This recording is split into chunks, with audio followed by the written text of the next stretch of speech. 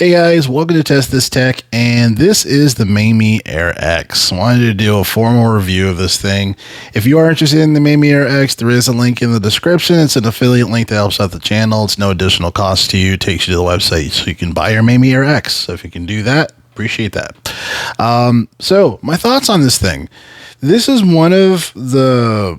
I feel like this is a big value when it comes to a budget Android device. There's a lot that it can do, and there's a lot that it can do that I didn't really think that it could do. For example, some Switch games work on this. Some PC games work on this via WinLater CMod. PSP obviously is a great experience on this. It goes up to 3, sometimes 4x resolution.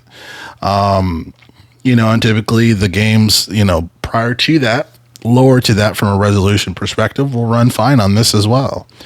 When you feel the device, it doesn't feel like... It feels at least $50 more than it actually is. It's built really well. The buttons are good. They are a little clacky. D-pad, luckily, is not, though. I know some people like a clacky D-pad. I actually like more of a cushion, and this is a cushion D-pad. And the fact that you can actually replace the analog stick toppers is a nice thing too. So you can take analog stick toppers from your Retro Pocket 5, your Odin 2. They will fit on here, which is pretty neat. Pretty neat. Comes with a 5.5 full HD screen.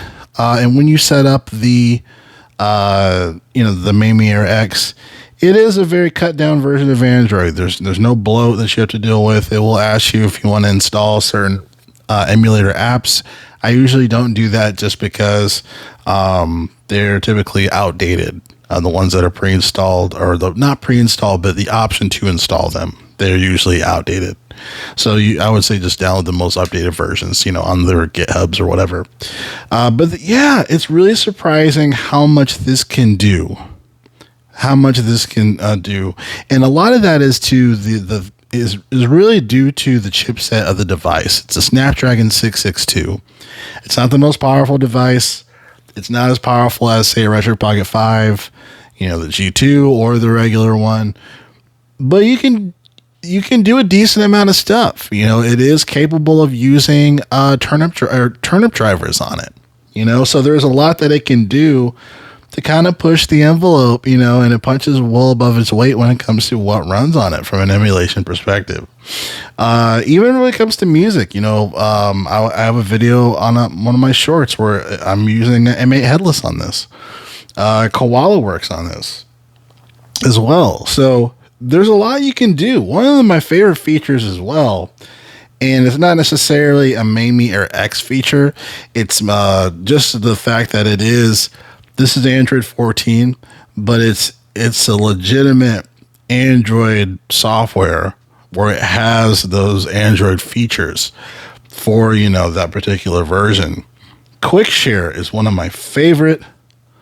I don't know if that's going to be clear or not. Is one of my favorite options here for this device. So if you're loading, the games that you own, if you're loading save data or whatever the case may be, you can transfer files from, say, your phone or from your other devices via Quick Share without having to plug anything in to a computer or whatnot.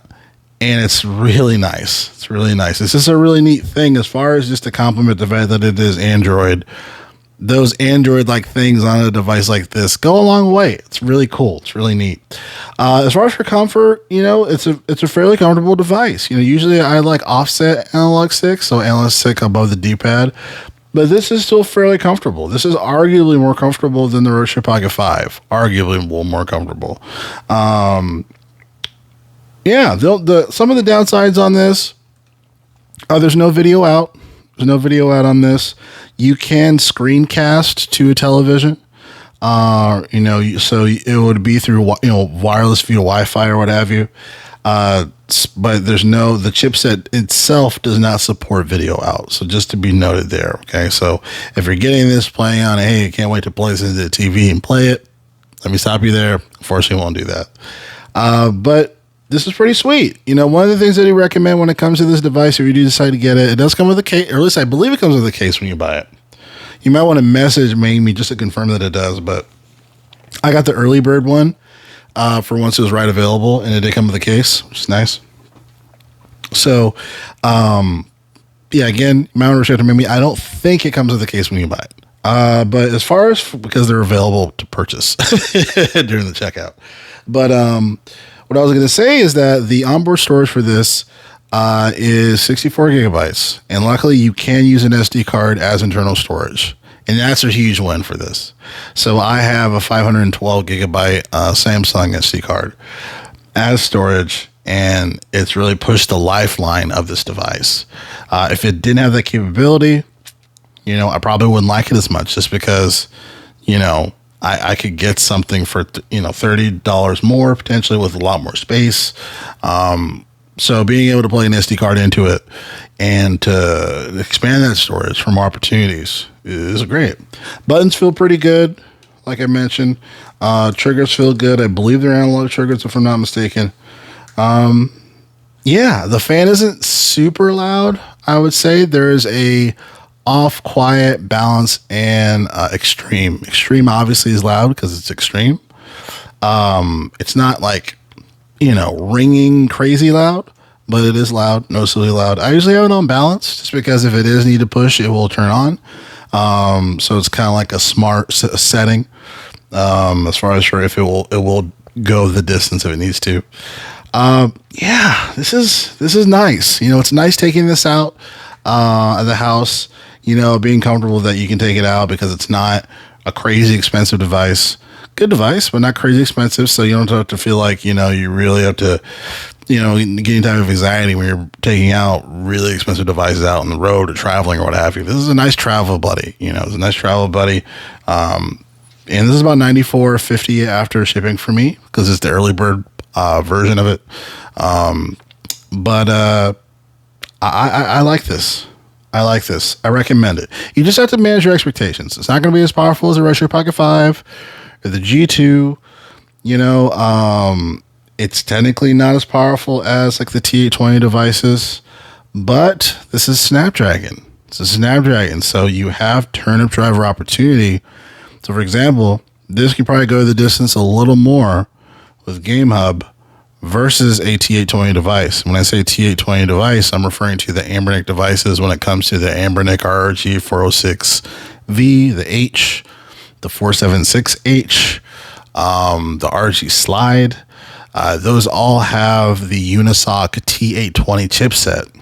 And while that is a powerful device, when it comes to PC emulation, that is where there is a hurdle because there is really no driver support for those Unisoc chips. But there is for the Snapdragon and for the Mangmi. So that is pretty much it. If you have any questions, of course, let me know. It's wiping off the screen here. But yeah, I think it's a good buy for $100, a little over $100, maybe 110 after shipping. But it's a go for me. So anyway, thanks for watching Test This Tech. I'll catch you guys next video. Thanks a lot.